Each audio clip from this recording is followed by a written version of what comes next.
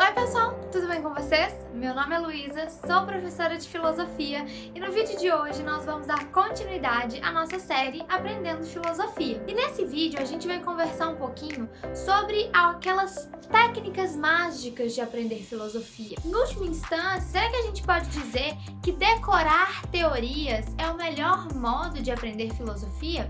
Pensando nos vestibulandos, será que decorar como se fossem caixinhas fechadas a teoria de cada filósofo é a melhor maneira de aprender?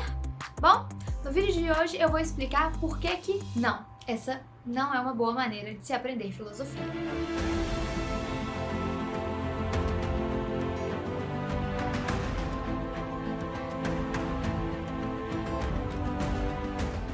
Antes de mais nada, pessoal, é bom clarificar como que é a natureza de um texto filosófico.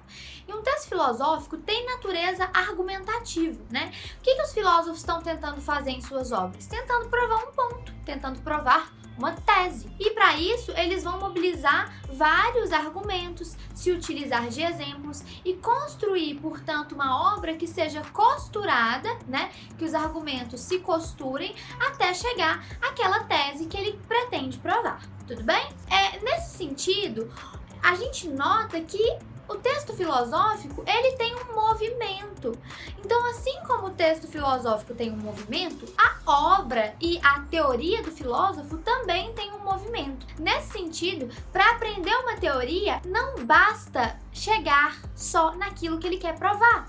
Ou seja, para entender o que Foucault quer dizer com a sociedade disciplinar, com a questão do poder disciplinar, não basta decorar o que significa disciplina aos olhos de Foucault, mas é importante entender como que ele elabora, como que ele entende a construção do poder e como que a sua visão de, por exemplo, do poder está relacionada ou está inspirada em outros filósofos. Então, já que eu estou dando um exemplo do Foucault, o Foucault vai beber numa fonte hobbesiana, né? A questão do poder enquanto atividade violenta, né? Então, ele inicialmente bebe nessa fonte hobbesiana para notar que o poder ele tem essa possibilidade da violência, mas para pensar a sua filosofia, para pensar a questão do poder disciplinar, ele vai além e vai mostrar que a disciplina, ela é uma espécie de poder, ela conduz e dociliza nossos corpos, mas ela não vai fazer isso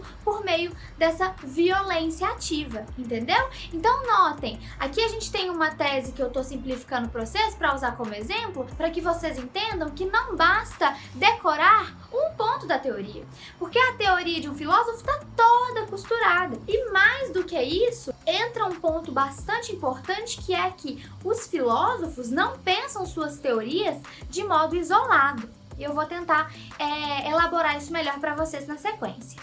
Então, no primeiro momento desse vídeo, você entende o que agora?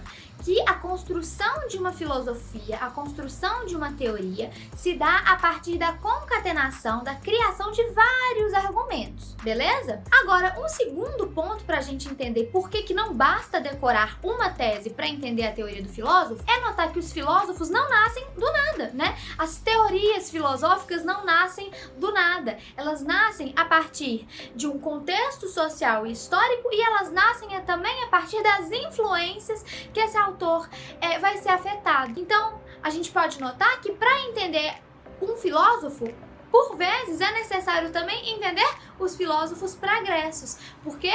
Porque muitas vezes esse autor está em relação com os anteriores. Não porque ele concorda com os anteriores, mas que por vezes ele pode se valer de uma teoria anterior para criar sua própria. É claro, com suas similaridades e suas diferenças. Por isso, vocês notam, pessoal, que filosofia é uma atividade cumulativa do conhecimento. Acontece muitas vezes de conhecer filósofos contemporâneos depender do conhecimento de filósofos antigos. Por isso, é preciso que a gente veja a história da filosofia não como caixinhas separadas, mas como autores que se relacionam, que se leem em última instância. Um autor está lendo o outro. Nietzsche lê os pré-socráticos. Foucault vai ler Hobbes. Tudo bem? Então, só para vocês entenderem que há toda essa relação e não pensar a filosofia como uma caixinha pronta e fechada que não se relaciona com os outros autores da tradição. Então, pessoal, vocês notam, não, decorar uma tese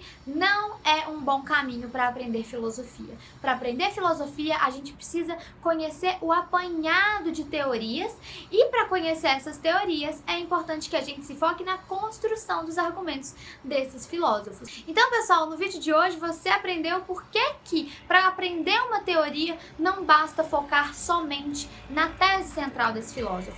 É preciso que a gente conheça um apanhado geral de teorias anteriores. Por quê? Porque muitas vezes esses autores estão relacionando vários conhecimentos da história da filosofia. E mais do que isso, porque sua obra é pensada dentro de uma estrutura argumentativa. Então, para entender uma tese, é necessário que a gente compreenda toda a construção dos argumentos. Se você está estudando filosofia por meio de um livro didático, isso fica um pouco mais claro de entender, porque tem uma espécie de vários passos, né? Por exemplo, sei lá, no capítulo de Foucault, tem vários subtítulos, né, que levam a gente a entender a concatenação dos argumentos de maneira didática, né, dentro de um livro didático. Mas é isso, pessoal. Espero que vocês tenham gostado do vídeo e dessa dica, né, e que ela tenha te iluminado para aprender filosofia. Aprender filosofia não é uma tarefa simples e, por vezes, bastante demorada, mas é importante que a gente entenda que isso faz parte da própria natureza do estudo filosófico. Não deixem de curtir,